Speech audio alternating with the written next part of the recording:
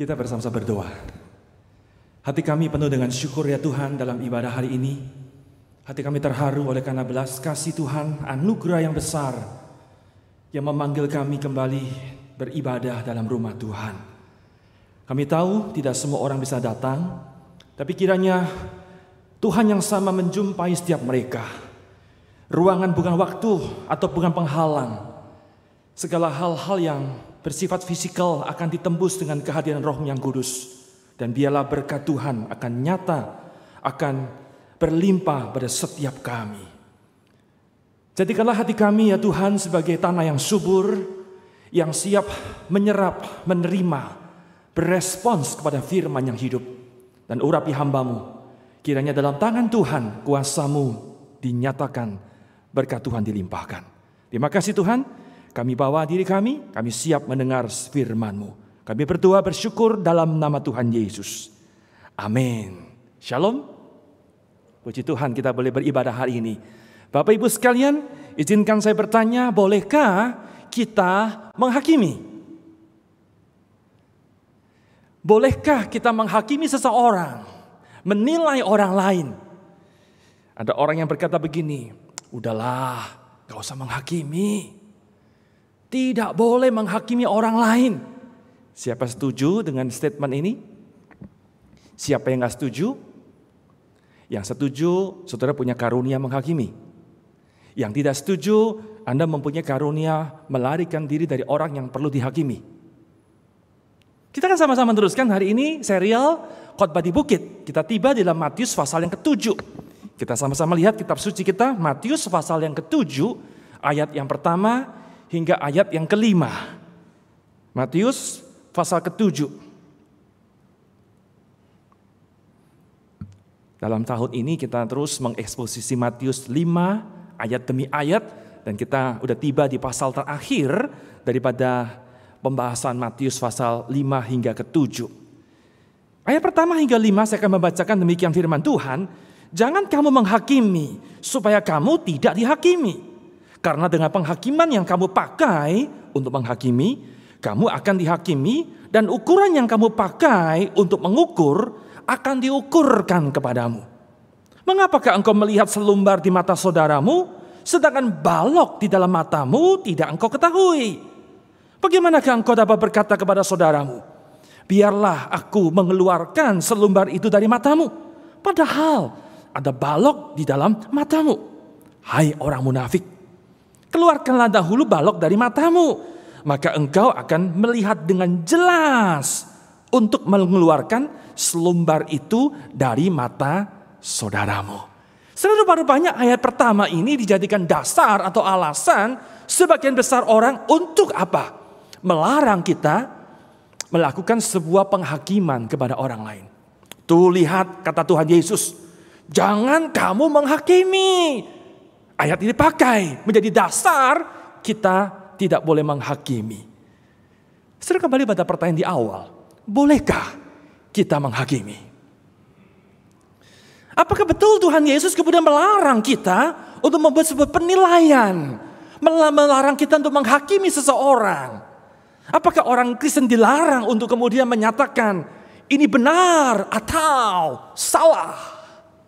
Bukankah yang namanya penghakiman? Menghakimi pada esensinya adalah tindakan menilai, tindakan menyatakan bahwa sesuatu itu benar atau salah. Itu penghakiman. Ketika seorang hakim di tengah-tengah pengadilan dia memutuskan Anda bebas. Artinya apa? Orang itu benar. Atau sebaliknya, dia salah. Itulah esensi daripada sebuah penghakiman, menghakimi. Sekali lagi, apakah kita tidak boleh menilai sesuatu? Apakah kemudian Tuhan melarang kita untuk menghakimi seseorang? Kita mengaku dengan jujur bahwa ternyata dalam hidup ini kita tidak bisa lepas dari yang namanya proses menilai tentang sesuatu atau seseorang. Saya ulang kalimat ini, kita nggak mungkin lepas dari hidup ini menilai sesuatu, menghakimi sesuatu atau seseorang. Tidak bisa lepas, saudaraku. Anda duduk makan, kemudian Anda mengatakan, aduh makanannya enak sekali, so yummy. Atau Anda mengatakan, gile, makanannya kagak bisa ditelan, asin. Sadar gak sadar, Anda menilai, Anda menghakimi. Dengar khotbah, waduh, khotbahnya bagus. Kemarin pembinaan banyak orang berespon, musuh bagus sekali. Anda menilai, Anda menghakimi saudara sekalian. Atau sebaliknya, ampun, tiap minggu khotbahnya sama, diulang-ulang, bosan saya. Saudara sekalian, kita tidak bisa lepas dari namanya proses menilai sesuatu. Proses menghakimi seseorang bahkan. Tidak bisa, saudaraku. Minggu depan kita akan membaca atau merenungkan ayat yang ke-6. Itu di sana menarik sekali. Di sana Yesus mengajak kita untuk menilai atau membedakan, tanda petik, mana yang namanya anjing atau yang namanya babi. Kita harus bisa memisahkan, bisa menilai. Di titik itulah kita mulai menghakimi. Sudah jelas sekali, tidak bisa dilepaskan hidup ini dari proses menilai atau menghakimi. Jika demikian, maka kembali pada pertanyaan di awal. Apa arti kalimat yang Yesus katakan? Larangan yang Yesus katakan di ayat 1 tadi, apa artinya di sana? Saudara-saudara sekalian, dengan jelas saya memberitahu setiap kita bahwa yang dilarang oleh Tuhan Yesus, yang dikecam bahkan oleh Tuhan Yesus, itu bukan proses kita menilai atau menghakimi. Ya, saya keluarkan kalimatnya. Yesus tidak pernah melarang kita untuk melakukan satu tindakan penghakiman. Tidak, saudaraku. Ayat ini tidak pernah melarang kita untuk membuat satu penilaian. Ayat ini tidak pernah melarang kita untuk menyatakan sesuatu benar atau salah adanya. Tidak pernah, saudaraku. Tetapi yang dinilai, yang dikecam oleh Yesus adalah cara menilai, cara menghakimi yang salah. Garis bawahi, cara menilai, cara menghakimi. Setelah oleh karena itu pada hari ini kita mau sama-sama belajar bagaimana prinsip Kristen di dalam menghakimi. Prinsip Kristen dalam menilai sesuatu hal. Apa yang Tuhan inginkan dari perikop ini? Bagaimana kita menilai sesuatu dengan tepat? Bagaimana kita menghakimi seseorang dengan benar? Setelah yang pertama, kita boleh menghakimi asal ada dasar, ada alasan yang benar. Sekali lagi Tuhan tidak pernah melarang kita menghakimi. Boleh. Kita boleh karena tidak mungkin luput daripada proses menilai sesuatu hal. Kita boleh asal tetapi saudaraku, kita perlu mempunyai cara yang benar ketika menilai. Kita perlu mempunyai fakta, data yang akurat sebelum menghakimi. Anda perlu mempunyai sebuah dasar, alasan yang sah, yang solid, yang benar di dalam penilaian kita. Setelah inilah prinsip mendasar yang kita perlu ketahui di dalam proses yang namanya menilai atau menghakimi. Dengan kata lain, jangan memakai standar yang subjektif ketika menilai. Jangan memakai standar yang subjektif. Saya ulang, memang subjektif adalah sesuatu yang bagian daripada sebuah penilaian. Saya akui, saudara. Orang mengatakan, aduh kamu subjektif banget. Iya, sekalipun subjektif itu sebuah penilaian. Dan itu sah adanya. Tetapi saudara sekalian, kita perlu berhati-hati. Perlu waspada ketika menilai berdasarkan subjektivitas. Apalagi kemudian kita menilai seseorang hanya dengan pemikiran kita saja. Wow, hati-hati saudara. Menurut pemikiran saya, berdasarkan suara hati saya, sesuai selera saya. Waduh, berhati-hati, ini sangat-sangat berbahaya. Saudara-saudara sekalian, saya akan memberikan sebuah contoh kasus untuk kita talaah lebih dalam supaya lebih real dalam pembahasan kita. Nah, satu kali Tuhan Yesus dikunjungi atau ada seorang wanita yang kemudian datang menghampiri Yesus. Dan kemudian wanita ini kemudian mengurapi Yesus dengan minyak yang mahal. Ini terekam dalam Matius 26 kisah ini. Perhatikan ya, ada wanita datang kemudian mengurapi kepala Yesus dengan minyak. Itu minyaknya mahalnya minta ampun, saudaraku. Ini reaksi spontan, kemudian muncul ada sebuah murid, seorang murid yang langsung berespon. Murid ini kemudian langsung protes dan menghakimi. Anda baca baik-baik, ini ayatnya. Ketika murid-murid itu gusar dan berkata, untuk apa pemborosan ini? Jelas ya? Dia melihat satu fenomena yang mungkin gak sama dengan pemikirannya. Dia mengatakan, pemborosan. Ini minyak ini kalau kemudian dijual mahal harganya. Kan bisa untuk pakai nolong orang. Bantu orang-orang kena COVID. Bantu orang-orang yang gak bisa bayar uang sekolah. Kan bagus dong. Untuk apa dipecahkan hanya demi satu orang ini? Anda lihat, ada sebuah penilaian dan penghakiman dari murid-murid ini. Saudaraku, secara sekilas kita tahu bahwa penilaian penghakiman itu sah adanya. Logis. Perhatikan, tapi ingat, logis secara manusiawi. Logis secara apa? Secara umum. Secara worldly, kita mengatakan betul juga ya, tetapi bukan sesuatu yang godly. Perhatikan baik-baik, saudara. Maka berhati-hatilah ketika Anda menilai sesuatu, menghakimi sesuatu berdasarkan pemikiran saya. Mungkin bagi Anda itu cengli, bagi Anda mengatakan sah-sah saja dong, bagus ini. Tapi hati-hati, apakah itu pemikiran Tuhan di dalamnya? Sebelum Anda mempunyai dasar dan alasan yang biblical, jangan menghakimi. Maka di dalam cerita ini langsung Yesus mengcounter. Yesus langsung dia menegur kalimat yang tajam, yang keras kepada murid tadi. Setelah saya mencoba berimajinasi tentang kisah Matius 26 ini. Saya berimajinasi sendiri.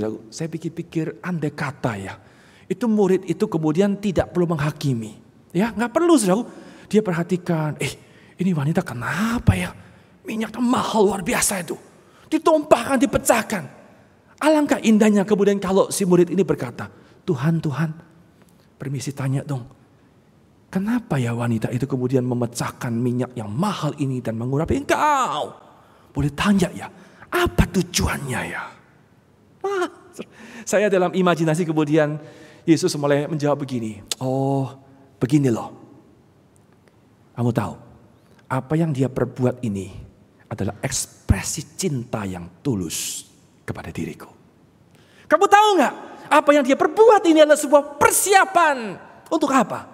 Untuk hari penguburanku. Indah bukan? Tidak perlu penghakiman, tidak perlu menilai, bahkan kemudian menjudge. Pemborosan ini, tidak ada guna ini. Lebih baik untuk menolong orang-orang miskin. Saudaraku, tidak perlu menilai, menghakimi sebelum engkau mempunyai alasan dan dasar yang benar. Saudara-saudara sekalian, apa yang bisa kita pelajari daripada poin ini? Jangan buru-buru menghakimi. Sekali lagi ya, jangan tergesa-gesa membuat sebuah penilaian dengan begitu gegabah. Jangan terlalu cepat membuat sebuah penilaian, saudaraku. Jangan. Dalam hidup berumah tangga, hubungan suami istri saya kira tidak selamanya tidak muncul perbedaan. Tidak mungkin, saudaraku. Pasanganmu bukan boneka yang selalu disetel, diatur. Enggak.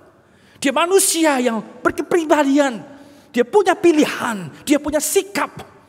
Mungkin berbeda dalam cara pola asuh anak. Mungkin berbeda dalam pengelolaan uang dan sebagainya. Please. Jangan hakimi pasanganmu. Jangan, saudaraku. Sebelum kau punya data, punya fakta, punya dasar yang solid, yang kuat. Jangan menghakimi dia.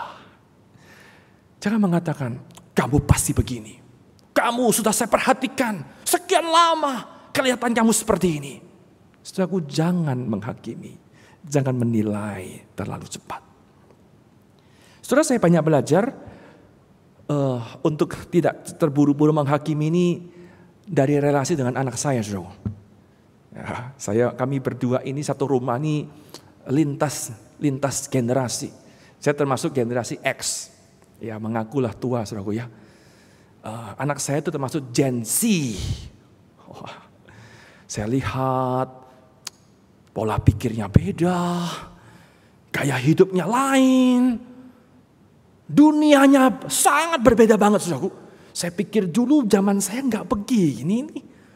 Cara dia bermain, cara dia hang out sangat beda sekali. Saya nggak nyaman, jujur saya nggak nyaman, saudaraku. Saya banyak protes, saya banyak marah. Anda perhatikan, pada titik itu saya menilai dia, saya menghakimi dia. Maka tegang, muncul konflik. Dulu kecil dia diam, udah besar sekarang. Bisa berargumen, bisa berdiskusi. Saudaraku, saya tahu ini perasaan gak nyaman dan kemudian hubungan tentu tidak baik. Lalu saya mulai berdiam, mulai baca-baca buku, mulai mencoba mengerti. Seperti apa sih yang namanya generasi Z itu? Gen Z itu seperti apa sih? Setelah saya mengerti, saya mulai berhenti untuk menilai, menghakimi dia. Ya, saudara, setelah kita punya data, punya fakta, satu sisi kita mulai berhenti, kita mulai reconsider, perlukah saya menilai dia? Atau sisi yang lain, setelah kita punya data, punya fakta, dan kita yakin, maka kita baru memberikan penilaian, penghakiman kepada orang yang memang harus diluruskan. Yohanes pasal ke-7, di sana Tuhan Yesus pernah berkata, janganlah menghakimi menurut apa yang nampak. Menurut apa yang terlihat secara fisikal. Anda lihat ketemu orang. Jangan buru-buru menghakimi, pesan Tuhan Yesus kira-kira. Bukan berarti Anda dilarang menghakimi. Tetapi kalimat berikutnya mengatakan, tetapi hakimilah dengan adil. Hakimilah dengan benar. Boleh menghakimi. Catatannya adalah kamu punya data. Tentu bukan perang data ya. Ini topik yang lain. Nanti akan saya kupas di poin kedua.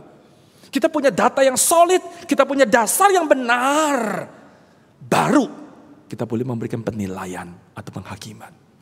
Tanpa itu berhenti dari menghakimi.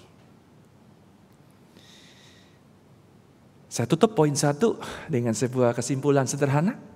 Janganlah menghakimi sebelum Anda mempunyai dasar dan alasan yang benar.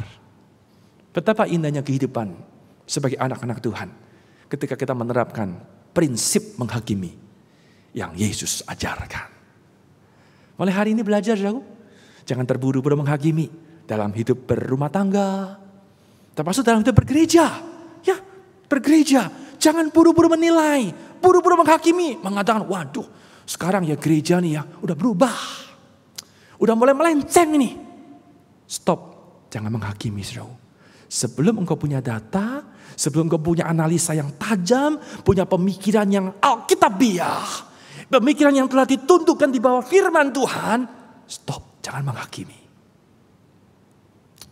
Yang kedua, prinsip kedua yang Yesus ajarkan dari kisah atau perikop pasal 7 adalah boleh menghakimi. Asal Anda telah memeriksa diri sendiri. Kita memeriksa diri, menguji diri. Setelah menarik sekali dalam ayat ketiga dan keempat, di sana Tuhan Yesus menyindir orang-orang yang punya hobi mengkritik atau punya hobi menghakimi. Saya ulang ya, Yesus mencoba menyindir ada sekelompok manusia yang punya karunia, punya hobi apa? Selalu menghakimi. Nah, secara khusus ini ditujukan pada siapa? Kepada orang-orang Farisi. Kita kenal orang Farisi adalah sekelompok orang yang begitu cepatnya, begitu mudahnya untuk apa? Untuk menghakimi seseorang. Dia lihat orang langsung mendeteksi muncul kelemahan-kelemahan, muncul dosa-dosanya. Itu orang-orang Farisi. Sebenarnya sekali, kali ini Tuhan Yesus kemudian memakai selera humor yang cukup tinggi. Yesus adalah orang yang humornya luar biasa. Dia orang yang pintar sekali. Dengan humor yang tinggi dia pakai untuk apa? Menyindir orang-orang itu. Nah, menarik perhatikan bersama-sama. Yesus di sini mengkontraskan ada dua hal yang dia perlihatkan kepada pembacanya. Ada dua hal yang dikontraskan. Apa yang Yesus kontraskan di sini? Yang pertama yaitu dia memakai kata selumbar. Selumbar di mata orang lain. Oke? Selumbar di mata orang lain. Kemudian kata selumbar dikontraskan dengan apa? Dengan kata yang namanya balok. Balok di mata sendiri. Perhatikan ya, selumbar dikontraskan dengan balok. Apa itu selumbar, saudara? Selumbar adalah sebuah benda, sebuah partikel yang paling kecil. Paling kecil. NIV memakai terjemahan atau memakai arti apa itu? Serbuk gergaji. Pernah gergaji? Kita gergaji bukan? Lalu mulai muncul serbuk-serbuk yang berterbangan. Itu loh yang namanya selumbar. Satu benda yang kecil, yang tipis, yang lembut, yang mudah terbang. Sangat kecil, saudara. Yesus kontraskan dengan apa? Dengan balok. Apa itu balok, saudara? Ini bukan potongan balok, bukan. Tetapi balok yang gede, yang besar, yang biasa yang dipakai itu apa? Untuk membangun sebuah konstruksi. Wow, perhatikan ya. Ini bukan potongan balok kecil, tapi satu gelondongan yang gede banget. Yang dipakai untuk sebagai fondasi. Satunya kecil banget, tipis sekali, lembut. Yang satunya sesuatu yang besar, yang keras, yang berat. Yesus kontraskan di sini, saudara. Nah, kata yang kedua yaitu kata apa? Kata melihat. Dengan dikontraskan kata mengetahui. Kalau ayat yang kita baca muncul kata yaitu kamu ketahui. Melihat, mengetahui. Sekali lagi ini dua hal dikontraskan sama Tuhan Yesus. Melihat berarti apa? Melihat secara sekilas. Ya, melihat sambil lalu. Itu artinya melihat. Ya, pokoknya lewatlah begitu dah. Itu artinya melihat di sini. Tetapi ketika kamu memakai kata mengetahui atau sesuatu yang kamu ketahui, ini berbicara apa? Melihat sampai ke dalam. Melihat secara serius. Melihat dengan full konsentrasi. Oke? Berbeda sekali. Bagi Tuhan Yesus, ternyata orang yang suka menghakimi, orang yang hobi ya menilai orang lain adalah, dengar baik-baik, adalah orang yang pintar melihat kesalahan orang lain. Wah, matanya jeli banget, matanya tajam sekali.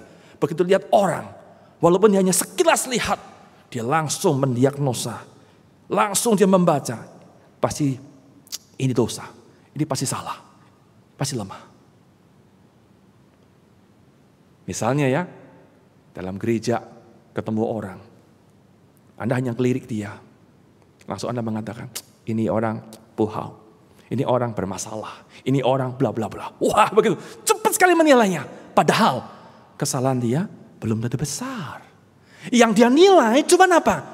Selumbar, serbuk gergaji. Terlalu kecil sekali, terlalu remeh, terlalu minor. Setelah memang saya tahu ada orang-orang tertentu yang punya karunia itu, saudara. Ya saya nggak menyalahkan, memang dibutuhkan kadang-kadang ya. Kita ketemu orang ya, dia hanya melihat dari tatapan mata, langsung dia bisa menilai. Ini orang ini kira-kira begini. Oh saya setuju. Kita perlu orang seperti itu. Tetapi tidak berhenti di sana, saudara. Orang yang punya hobi atau karunia menghakimi. Ya, jadi yang pertama jelas ya, orang yang punya karunia menghakimi bagi Yesus adalah orangnya apa? Dia terlalu pandai melihat kesalahan orang, sekalipun kesalahan kecil sekali. Permisi tanya, Anda pernah bertemu dengan orang seperti itu? Pernah? Ketemu dengan dia, waduh, kita di depan mata dia, semua habis, semua dilihat, semua salah. Pernah ketemu orang seperti itu? Nggak pernah ketemu ya? Atau jangan-jangan Anda adalah orangnya? Saudara-saudara sekalian, tidak berhenti pada poin satu, di mana kita dengan cepat melihat orang. Cuma ngelirik doang, langsung kita tahu kesalahan orang-orang itu. Bukan hanya itu, saudara. Yang kedua, apa kata Yesus dalam selera humornya? Ternyata orang itu adalah orang yang quote unquote, dia buta dengan kesalahannya sendiri. Dia buta, saudara. Padahal dirinya banyak dosa. Dalam dirinya ada suatu balok. Dalam matanya ada balok yang gede banget. Tapi dia gak tahu. Dia tidak mengetahui. Ingat kata mengetahui? Melihat dengan seksama. Dia tidak pernah mengkoreksi diri. Tidak pernah meneropong dirinya. Membuka dirinya. Tidak pernah.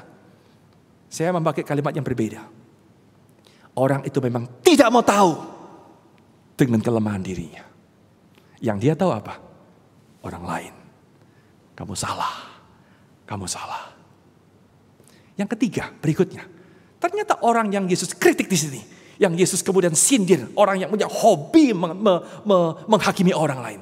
Satu, dia cepat melihat kesalahan orang walaupun sekilas. Kedua, dia buta dengan kesalahan kelemahan dirinya yang segede gajah. Yang ketiga, ini jok tinggi Tuhan Yesus. Orang tipe ini sekarang dia mau mengeluarkan selumbar yang ada di mata orang lain. Mohon maaf, saya pakai kata yang lebih bebas.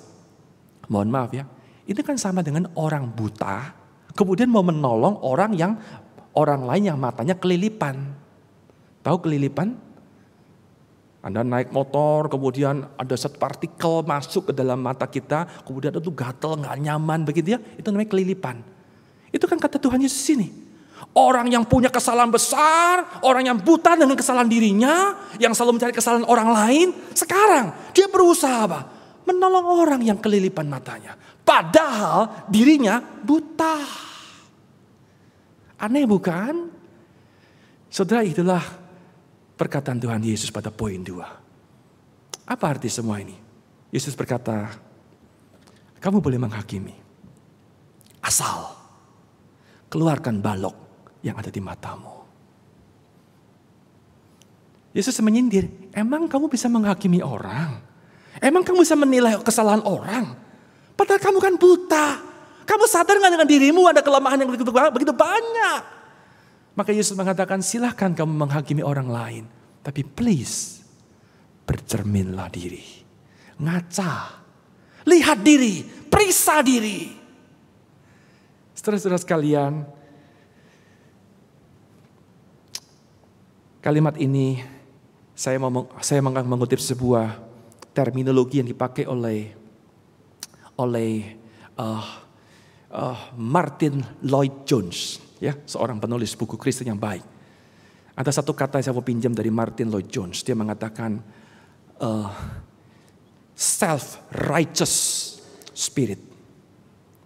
Saya ulang ya, self-righteous.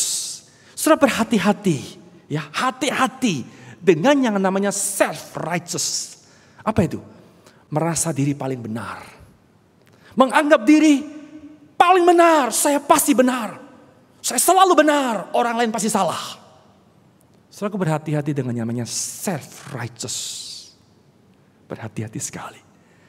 Satu kali Tuhan Yesus pernah memberikan sebuah kisah dalam Lukas 18. Ada dua orang datang ke dalam bait Allah. Nah, mereka sama-sama beribadah, sama-sama berdoa. Yang pertama adalah orang Farisi. Ya, kita adalah objek kita adalah orang Farisi nih, yang Yesus lagi sindir. Orang Farisi. Yang kedua adalah pemungut cukai. Mereka sama-sama berdoa kepada Tuhan. Perhatikan doa mereka. Yang pertama kita lihat orang pemungut cukai. Dia ada di sudut, kemudian dia tunduk kepala, dia pukul-pukul dadanya, ya Tuhan, kasihanilah aku. Aku orang berdosa. Aku gak layak Tuhan. Itu orang pemungut cukai, saudara. Nah, di sisi yang lain, Yesus bercerita. Tuh lihat, kata Yesus.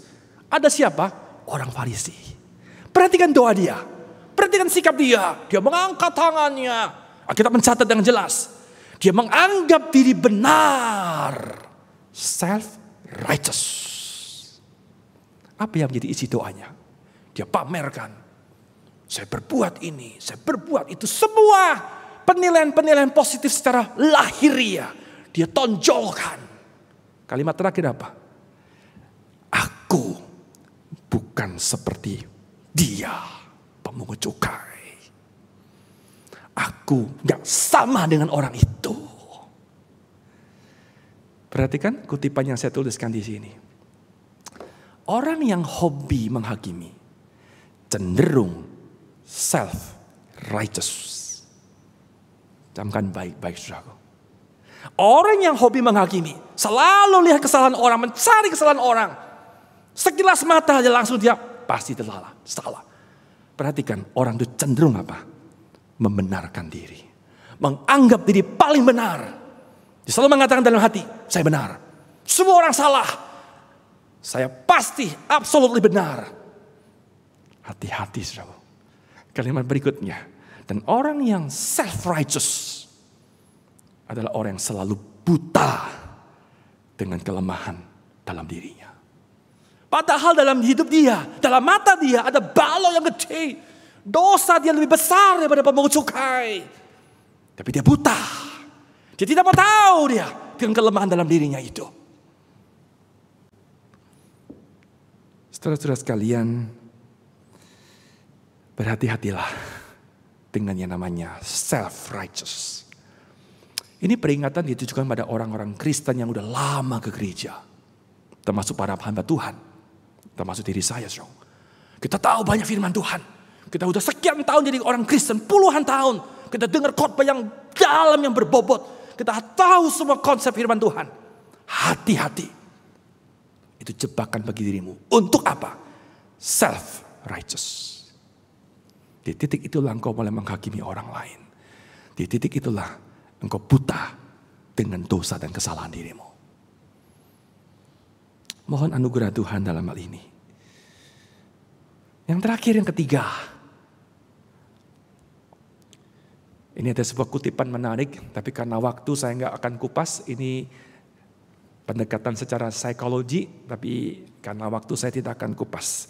Sebenarnya ini menarik sekali, Joko, menarik sekali. Oke, yang kedua, yang terakhir, yang ketiga. Apa yang kita boleh temukan dalam prinsip menghakimi daripada firman Tuhan, dari terang firman Tuhan. Jadi saya ulangi pertama, saudara boleh menghakimi asal apa? Anda punya dasar, Anda punya alasan, bukan alasan yang menurut versi saya, tetapi kita sama-sama menentukan diri dengan versi Tuhan. Apa yang Alkitab katakan. Yang kedua, punyalah spirit apa? Mengkoreksi diri. Jangan anggap diri paling benar, selalu benar bahkan. Tidak. Maka di sini tidak ada namanya perang data. Tidak ada, saudara. Kenapa?